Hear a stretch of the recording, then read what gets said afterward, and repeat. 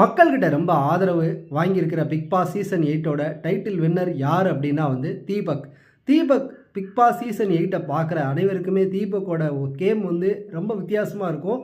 இந்த உலகத்தில் தனி மனிதன் எப்படி வாழணும் அப்படிங்கிறதுக்கு உதாரணமாக யார் இருக்காங்களோ அவங்கள தான் மக்களுக்கு நிச்சயமாக பிடிக்கும் அப்படிங்கிறது தான் உண்மை.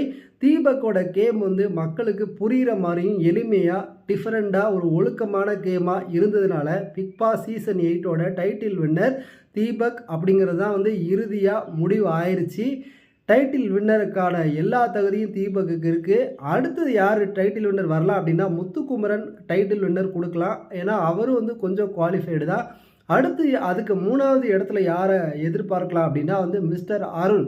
இந்த 3 பேரில் யாராவது ஒருத்தருக்கு டைட்டில் வின்னர் அப்படிங்கிற இந்த நிலையில் தீபக் டைட்டில் வின்னரை தட்டிட்டு போயிட்டார் அப்படிங்கிறதா உண்மை. உங்களுக்கு இந்த வீடியோ பிடிச்சது அப்படின்னா லைக் பண்ணுங்கள், கமெண்ட் பண்ணுங்கள், ஷேர்